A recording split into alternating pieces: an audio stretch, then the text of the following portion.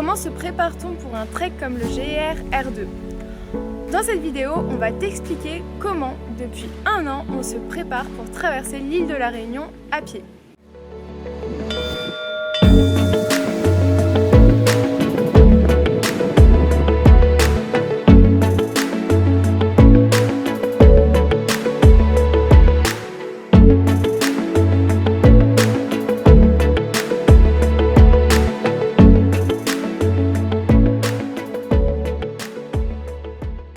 Bonjour tout le monde!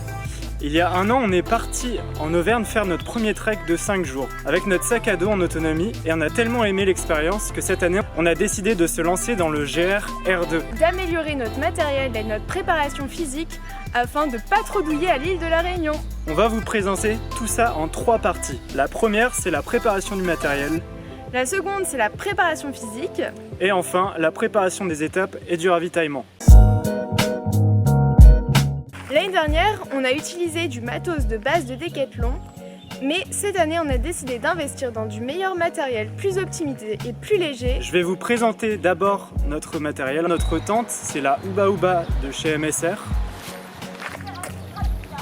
Là, ça, c'est nos matelas, des matelas gonflables. Nos duvets, qui sont en température de confort à -1 degré. Ensuite, il y a notre kit popote avec le réchaud que vous voyez à l'écran pour cuisiner nos meilleures rougailles saucisses à La Réunion. Peut-être pas, non. On a une gourde filtrante pour pouvoir boire l'eau n'importe où si jamais on est en galère d'eau. Notre sac étanche qui évite que nos affaires prennent l'eau.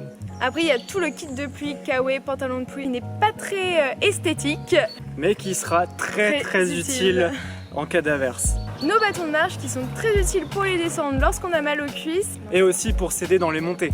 On s'est aussi fait quelques bivouacs pour se mettre un peu en condition et pour s'habituer au matériel. Quand on fait des bivouacs, on part souvent le week-end se planter dans la forêt et on profite de la vie en nature.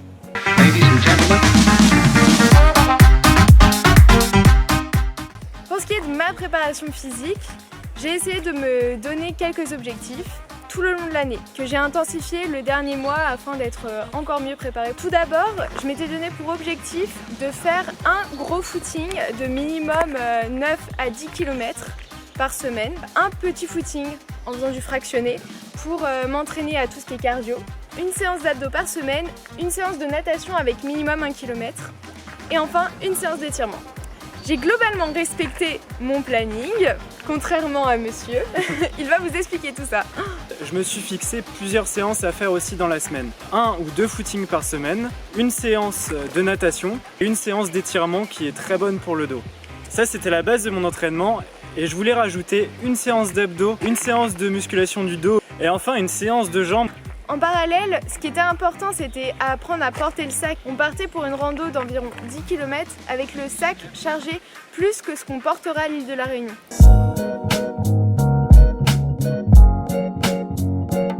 Et les préparations des étapes et des ravitaillements. Pour organiser notre parcours et prévoir nos ravitaillements, on a utilisé la carte rando GR R2 qui indique les trajets avec leur durée, des étapes prédéfinies et les différents ravitaillements. On s'en inspire, mais évidemment on s'adaptera à notre rythme sur place. Puisqu'on dort en tente, on n'est pas obligé de obligatoirement respecter ces étapes-là. C'est quand même mieux de les respecter si on veut du ravitaillement tous les soirs en eau et en nourriture. Au niveau des petits déjeuners, on a dû prévoir pour 6 jours en préparant nous-mêmes notre granola avec flocons d'avoine, fruits secs, bien denses pour commencer notre journée, sachant que le matin c'est sûrement là où on fera le plus de kilomètres. On aura juste besoin de se ravitailler pour les midis et les soirs à chaque fois et on essaiera de le faire le plus régulièrement possible pour pas charger trop les sacs. Sans oublier les collations qui sont très importantes durant le trek car le trek on marche, on mange, on dort. Globalement c'est ça. Les collations sont très importantes tout au long de la marche afin de toujours bien s'alimenter en calories. On a besoin de récupérer des cartouches de gaz et comme on ne peut pas les transporter dans l'avion, on a dû passer par Locano pour se les faire livrer à l'aéroport. Quand on va arriver, on va avoir quelqu'un qui nous attendra et on récupérera nos cartouches. Et si besoin, on pourra en commander et s'en faire livrer sur le parcours. Nous, on consomme un peu plus de gaz que la norme parce qu'on ne cuisine pas au lyophilisé. On préfère nous-mêmes acheter sur place des produits locaux et faire notre petite tambouille. Voilà tout, on vous a expliqué toute notre préparation. C'est hyper important pour nous puisque ça fait 1 an qu'on se prépare et on a vraiment hâte de mettre tout ça en pratique dans une semaine. On espère que ça vous a plu et puis n'hésitez pas à mettre un pouce. Salut! Au revoir tout le monde!